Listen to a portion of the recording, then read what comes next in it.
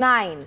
The people of Iran have had to come out demonstrating, lamenting and objecting to this state of affairs.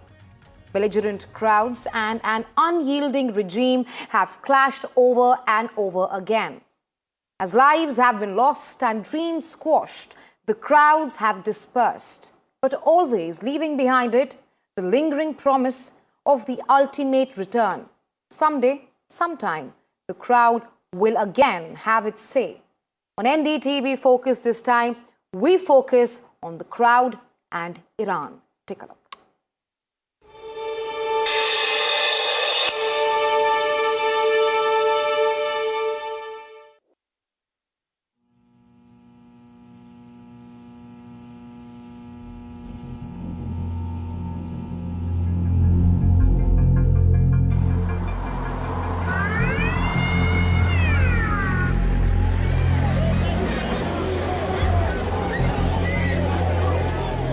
A cold January night of 2026.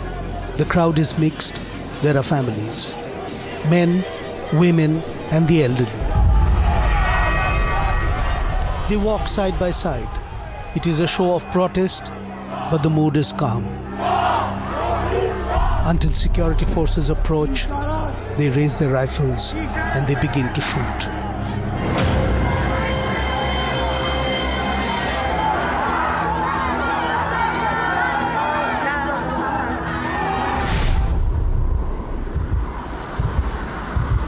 It is dark in Iran. The night has set in. It is dark in Iran because the internet has been cut. As night follows night, the people, they keep coming out to the streets.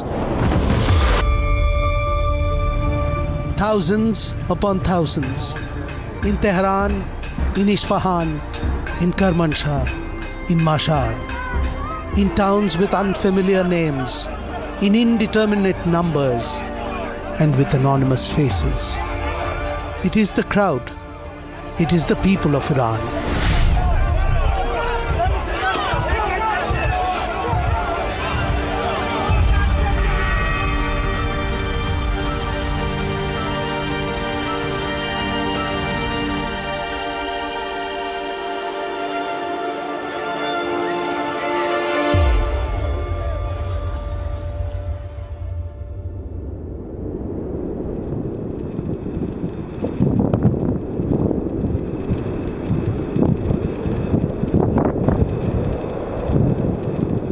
Iran, known as Persia for much of history, has been a formidable force and a global superpower through much of its existence.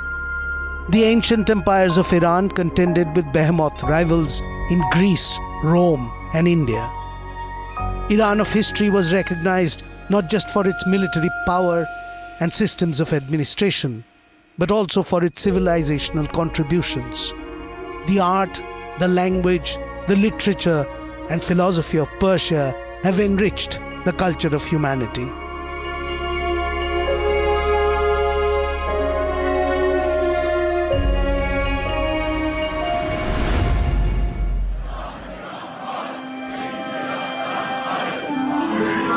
In 1953, a CIA-sponsored coup d'etat overthrew the nationalist government of Mohammad Mossadegh and firmly installed Mohammad Reza Shah Pahlavi as the dictatorial ruler of Iran.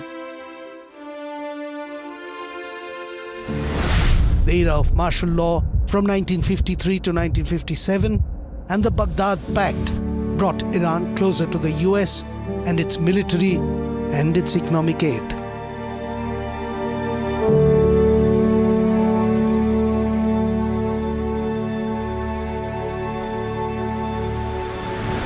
Iran's in big trouble. It looks to me that the people are taking over certain cities that nobody thought were really possible just a few weeks ago. We're watching the situation very carefully. I've made the statement very strongly that if they start killing people like they have in the past, we will get involved. We'll be hitting them very hard where it hurts. And that doesn't mean boots on the ground, but it means hitting them very, very hard where it hurts.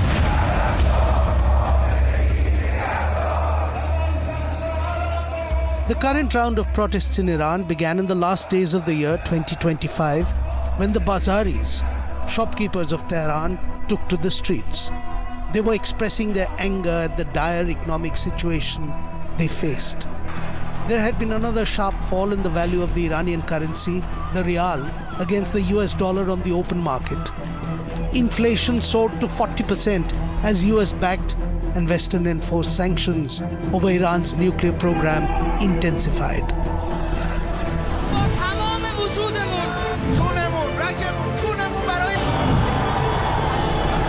The protests began to spiral after different groups and groupings of Iranians began to join in, demonstrating their unhappiness at the general state of their lives.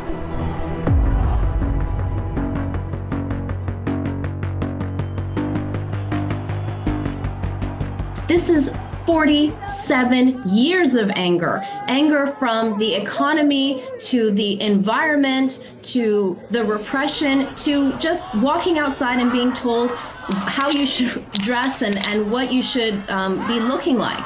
I mean, this is 47 years bottled up that has finally come out. But of course, the economic pressures are what triggered all of this. That was just the spark. But the whole system is being questioned right now. This is about regime change.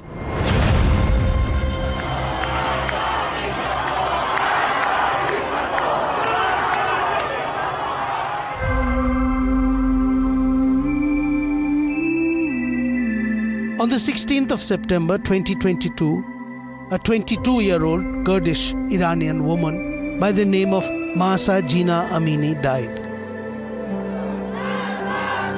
She was being held in custody by Gasht-e-Irshad, the Islamic Republic of Iran's guidance patrol, or morality police in the eyes of the West. Pictures of the young woman's limp and lifeless body spread like wildfire across the internet and social media. Amini's death sparked widespread protests, beginning in her hometown of Saqqez in Kurdistan, Iran, rapidly spreading to Tehran and then across the country.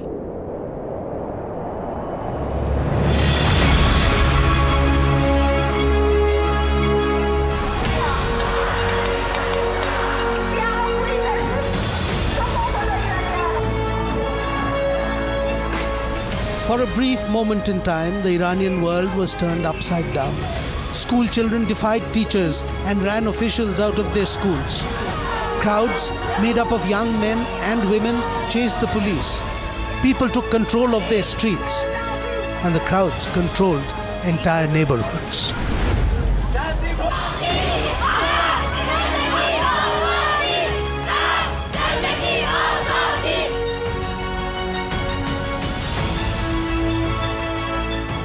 اتفاقی که براشون افتاد خیلی تأسف برانگیز بود. اصلا در شأن یک شهروند ایرانی نباید باشه. اینجور برخوردها نه خواسته اسلام هستش، نه جزء فرهنگ ما هستش. به نظرم خیلی باید زیرساخت و یا این نحوه برخوردها روش کار بشه.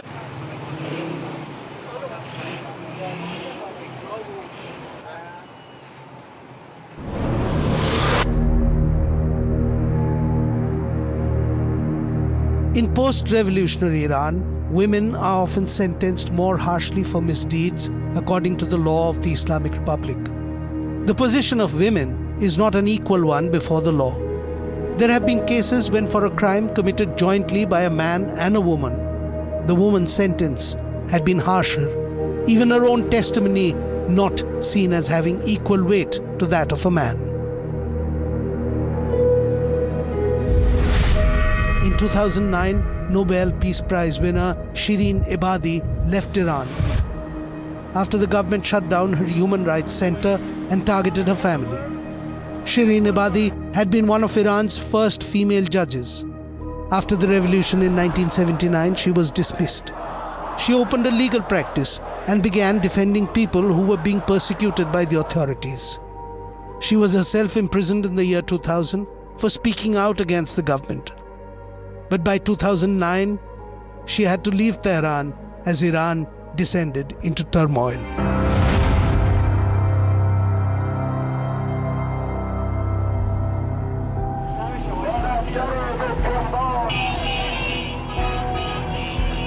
In the early afternoon of June 13th, the result of the presidential election was announced. The turnout had been a record-setting 85%, and it was declared that the sitting president, Mahmoud Ahmadinejad, had won a second term. He had secured 63% of the votes. He was followed by Mir Hussain Mousavi with 34%.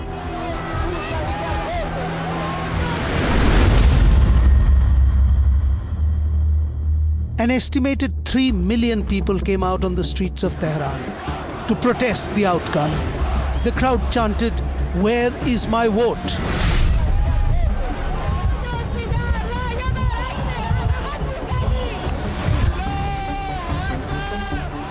In the run-up to the presidential elections, a former Prime Minister, Mir Hussain Mousavi, had come out of retirement to announce his candidacy.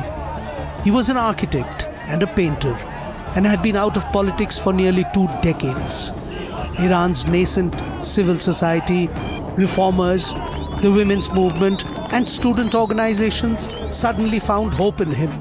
Vast networks of supporters appeared all over the country, connected through the internet and social network sites. Wherever Mousavi went, he was met with large and enthusiastic crowds.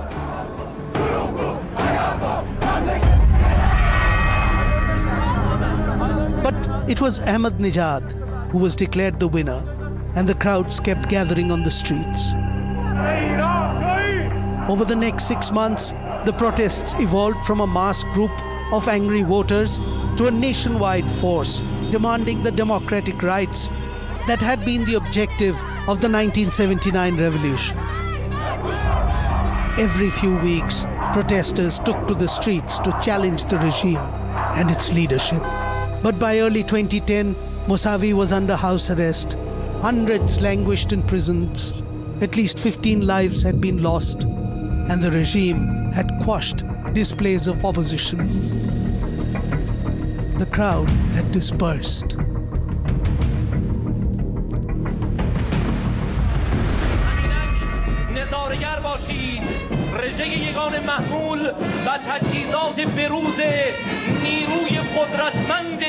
Iran's post-revolutionary history has been marked not by totalitarian stagnation, but rather by a constant struggle between the state and the people over the course the country should take.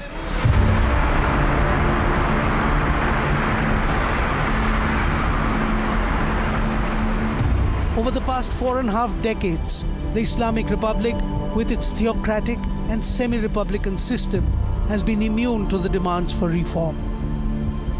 Despite successive street protests and the gathering of huge crowds.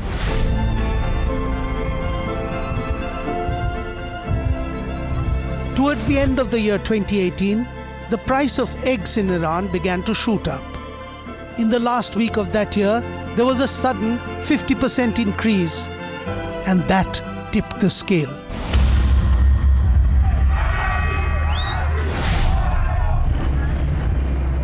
The crowds once again hit the streets, fed up with the deteriorating economic situation and the hardship that the common citizen was facing. Nationwide leaderless protests shook Iran from December 28, 2017 through January 3, 2018. Corruption and unemployment were both at its peak. But as the protests intensified, political slogans against the regime were being heard. Over 10 days, the crowds made up of tens of thousands of Iranians, mainly the youth, took to the squares of mostly small cities to voice their anger and frustration.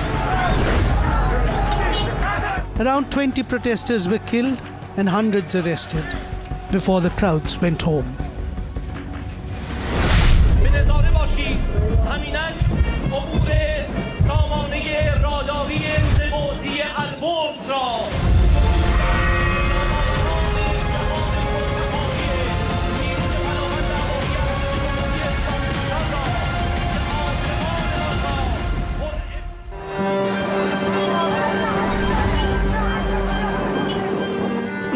30th year of the Islamic Republic, new protests erupted across Iran, sparked by a surprising tripling of fuel prices.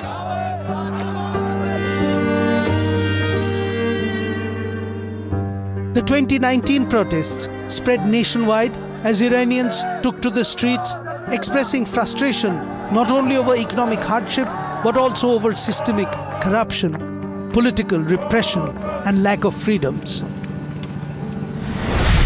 The state responded with unprecedented violence. Hundreds were killed, more than 7,000 protesters were arrested, and untold numbers were injured. There have been allegations of undocumented detainments, disappearance, torture, and sentencing in closed-door trials. The protests of 2019 have been named Bloody November because of the violence by the state. 2019 was also the first time that the Iranian government enforced an internet blackout so that information about what was happening inside Iran did not leak out.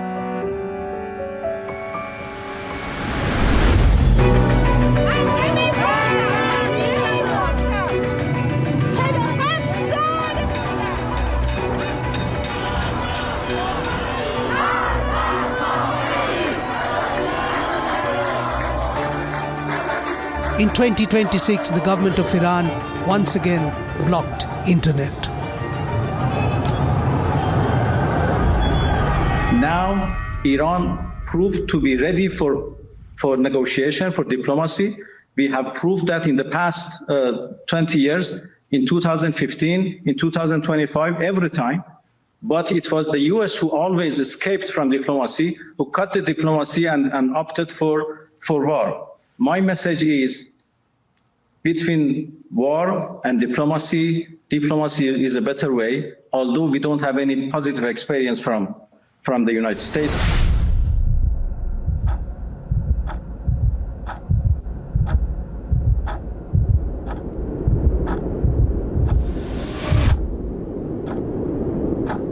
It is dark in Iran. The protests continue, as do a near total communication blackout. Once again in Iran, the crowds have taken to the streets, refusing to back down. The death figures are already being said to be in their thousands. Videos and witness accounts from Iran slowly emerge, suggesting a deadly crackdown is taking place on the unrest.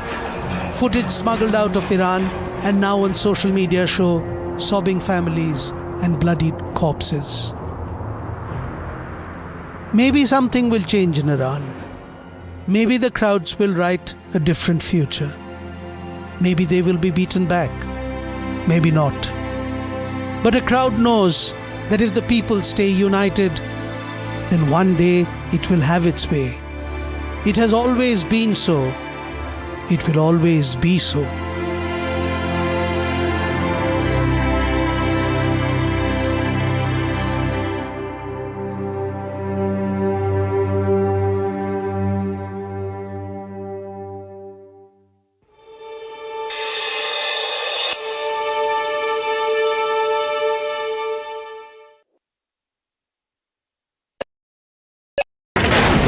Front lines of Kargil, the fury of Operation Sindhu, so many attacks, the chaos and cries of disaster zones, to fighter jet cockpits, and the world's most defining interviews. It's incredible. He has seen history break, live, unfiltered. 20,000 hours of live broadcasting. Welcome to Left, Right and Centre. Hard facts. War-struck country. Hard questions. In the Ukraine. 30 years of trust. In the Kargil area. North Ukraine. In France, in Italy. At Srinagar. Vishnu Shom for NDTV. Vishnu Shom. Only on NDTV.